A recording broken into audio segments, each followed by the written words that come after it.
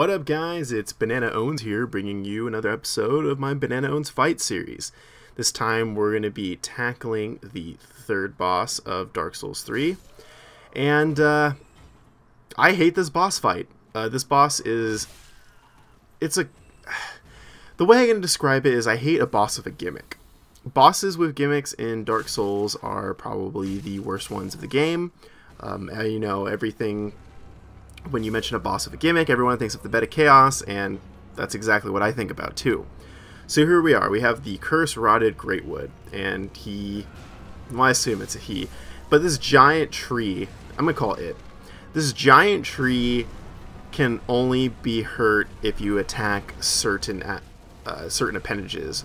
So you see those grossly looking egg sac thingies? You only can hurt this fucking thing if you attack those. And it makes it a really boring boss fight just because those little egg sac things are located on some very awkward parts of his body, and he moves around a lot. And so you can see me, I'm going for the one in the front most of the time, just because, you know, it seems a little bit easier to get those ones, and you can do quite a bit of damage. I know, like, once you destroy some of them, it does a very large amount of damage. So there you go. And then this thing will be stunned for a while, so I go for the little, whatever the hell they're called on the back.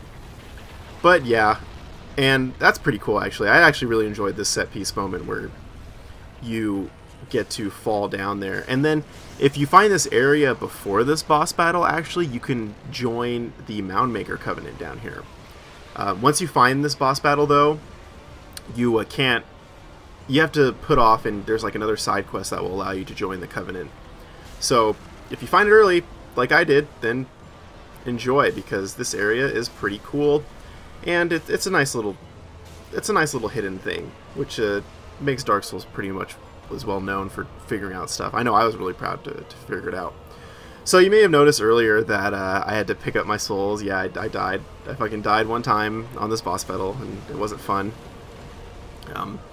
I don't think the longsword is probably the best weapon to use here. Like, while it has a really good moveset, it doesn't really get the necessary, like, verticality here. So you see I'm trying to go for the little growths on the back here, but I just can't get it enough, and you have to really time it to when the curse-rotted Greatwood rolls back. And there's also little growths on its hands, and then you can actually attack the hands sticking out of the growths in the front.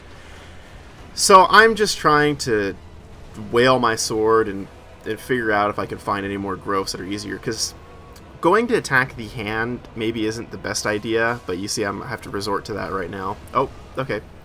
But, because the hand actually does a lot of damage, I would say, and it's probably the main reason that you would actually die on this boss battle, because it's not hard. Most of the attacks are very telegraphed. It's just doing, like, see, look at that. Like, what the fuck is up with that hit detection there? Like, I'm attacking, like, right where that last little growth is. I don't know if it's just a glitch or something where, like, I destroyed it, so it just stayed there. But, so yeah, so this is why I really dislike this boss battle. By this point, I've beaten the game 3 times. I've done a New Game Plus run, and every single time I just hate it. So yeah, you can even notice that I'm trying to see if I have another weapon to use to get me a little bit more vertical, because you don't want to have to attack the hand, because the hand, like I mentioned earlier, the hand actually is probably the thing that will kill you on this boss battle. It really does pack a punch if you miss a lot, and it's really, really annoying to try to hit, because it comes down for like a very split second, unless like they do the butt stomp like that, where it'll stay down a little bit longer.